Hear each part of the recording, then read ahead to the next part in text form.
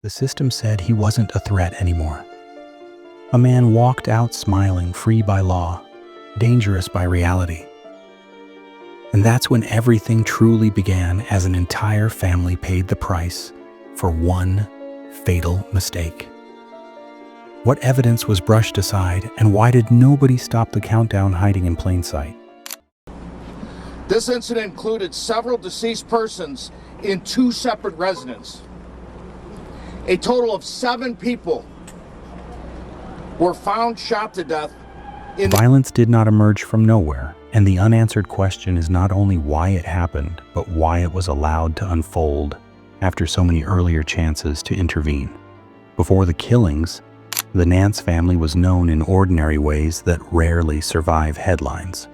The home on West Acres Road was a place where relatives gathered, where children played video games in shared living spaces, and where extended family members moved between nearby houses, with a familiarity built over the years. The victims were not defined by the way they died, but by their roles within a large family network that included parents, siblings, aunts, uncles, and teenagers still forming their sense of the world. Some worked regular jobs, some were still in school, and some were caretakers within the household. Their lives intersected daily in ways that reflected closeness rather than isolation.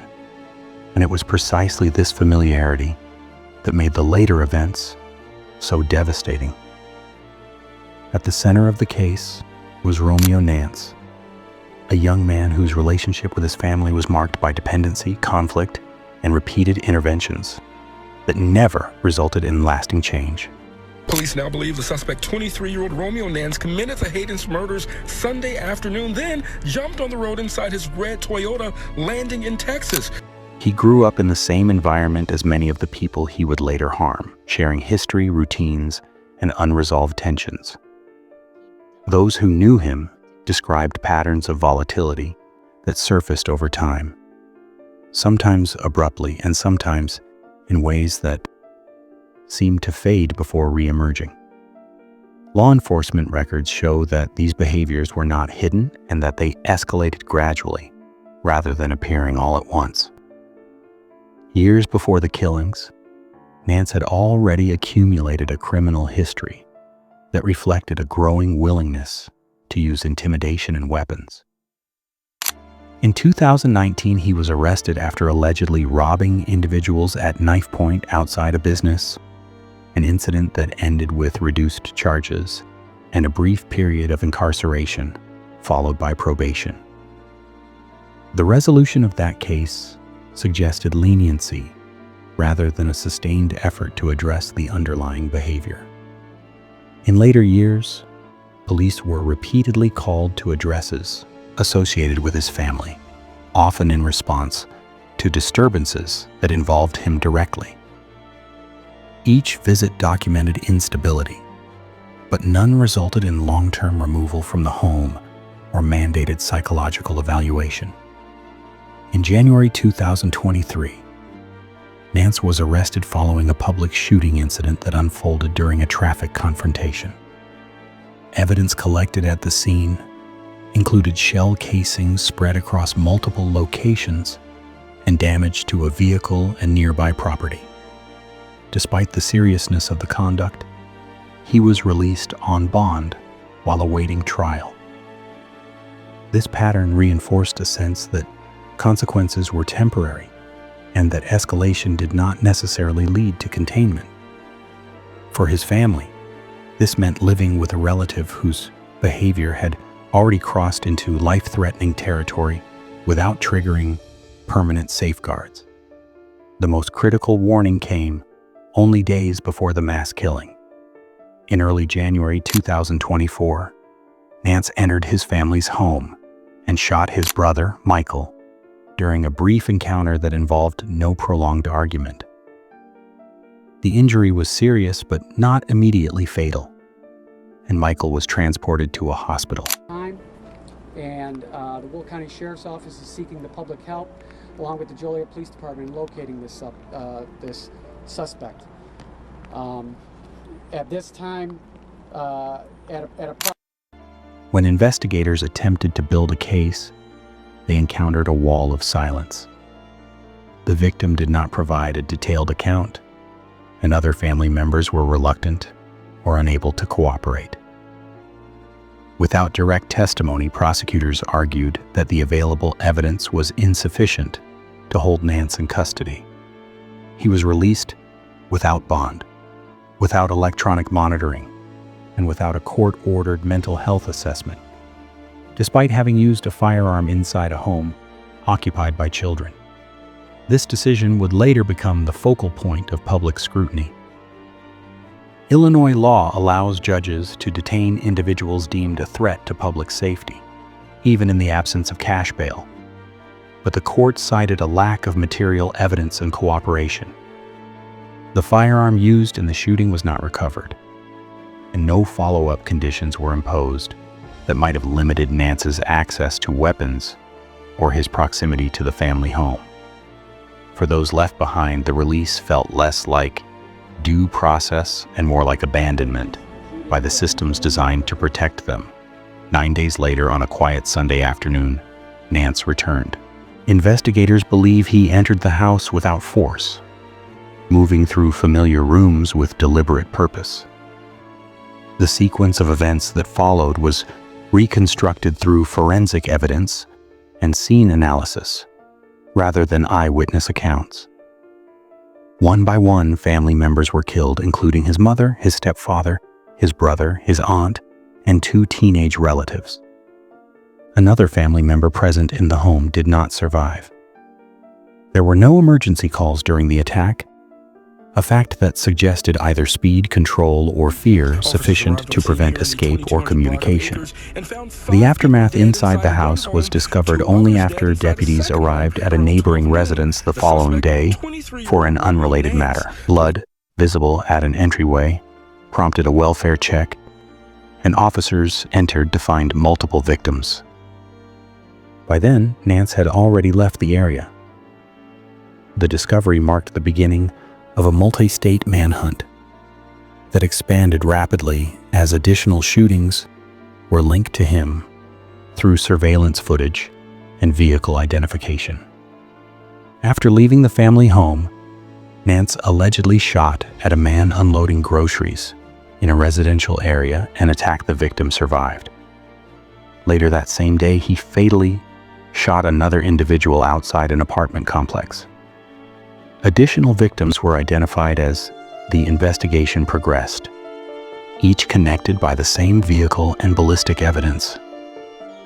The pattern suggested that the violence had moved beyond personal grievance into something broader and less discriminating. Law enforcement agencies across states coordinated to track his movements. Surveillance footage showed him traveling south, stopping calmly at gas stations and showing no visible signs of panic. Phone data eventually led authorities to Texas, where federal marshals located his vehicle in a parking area near a highway. When officers attempted to make contact, Nance remained inside the car. Moments later, he died from a self-inflicted gunshot wound. The confrontation ended without further loss of life, but it also ended any possibility of a trial. In the vehicle, investigators found additional ammunition and documents related to his pending court case. A handwritten note was also recovered, though its contents were not released publicly. The presence of court paperwork raised questions about whether the legal proceedings themselves played a role in his final actions, but without testimony or explanation, motive remained speculative. The official investigation concluded with confirmations rather than answers. Ballistics linked the weapon to multiple crime scenes, and timelines were established with precision. What could not be established was intent beyond the observable pattern of escalation. Mental health experts noted that such cases often involve a progression from targeted violence toward broader acts, but each explanation felt insufficient when measured against the scale of loss. For the surviving relatives, the absence of a trial meant that accountability remained abstract. There was no opportunity to hear evidence presented publicly, no chance to confront the sequence of decisions that allowed Nance to remain free after earlier incidents, and no formal acknowledgement of systemic failure beyond press conferences and internal reviews. Community members questioned how many warnings were required before intervention becomes unavoidable, and whether the balance between legal rights and public safety had tipped too far in the wrong direction. The legacy of the case is not defined solely by the brutality of the acts, but by the systems that intersected with them and failed to change their course. Police had responded to the same addresses repeatedly. Courts had reviewed multiple cases involving weapons and violence. Each moment represented a potential turning point that, in hindsight, appears starkly clear. Yet at the time, each was treated as an isolated incident rather than part of a pattern moving steadily toward catastrophe. Meanwhile, the story leaves no sense of closure. It leaves a family permanently altered. A situation, a case where we might not ever know the reason why. I may not ever know the why, but I know the result. And I know that it's life-changing. A city marked by grief and a justice system facing questions it cannot easily answer. The troubling aspect is not only what happened, but how foreseeable it now seems. The consequences are measured not in legal outcomes, but in the absence of lives that once filled a shared home, and in the quiet understanding that prevention, once missed, cannot be recovered after the fact. The unanswered questions that remain after the investigation closed are less about individual pathology and more about institutional response, because the timeline shows repeated moments where restraint replaced intervention. Each arrest, each release, and each unfiled condition formed a chain of decisions that, taken alone, appeared defensible within narrow legal standards, yet together created an environment where risk accumulated unchecked. The system functioned as designed in fragments, but it failed in its totality because no single agency assumed responsibility for recognizing the pattern as a whole. One of the most difficult aspects for investigators to reconcile was the role of silence within the family itself.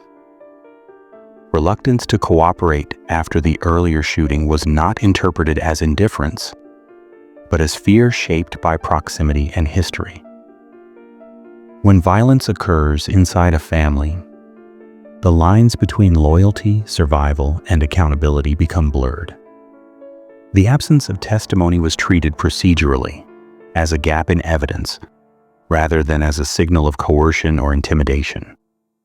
That distinction mattered because it shaped the court's understanding of risk, reducing a volatile situation to a technical deficiency rather than a warning sign. The lack of a mandated mental health evaluation after the shooting of his brother stands out as another critical omission. Courts often rely on such assessments to contextualize behavior that appears detached or unemotional, especially when violence is directed inward toward family members. And we were able to dig a bit into Nance's criminal background. Last year, he was charged with obstruction of a peace officer, having a firearm without a valid FOID card, discharging a weapon, and an occupied vehicle. Also The legal framework permitted such measures, but they were not implemented.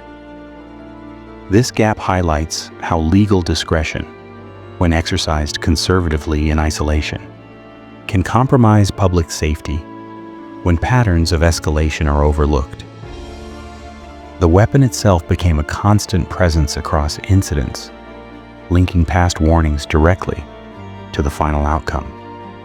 For the community, grief was compounded by a sense of inevitability that settled in only after the fact. Residents began to trace the story backward, identifying points where intervention might have altered the trajectory. Vigils and memorials focused not only on remembrance, but on accountability, as neighbors questioned whether similar warning signs in other cases were being missed. The fear was not abstract. It was rooted in the realization that the safeguards meant to separate private volatility from public danger had proven porous. In official statements, law enforcement emphasized that the final confrontation ended without further casualties, framing it as a necessary conclusion to an active threat.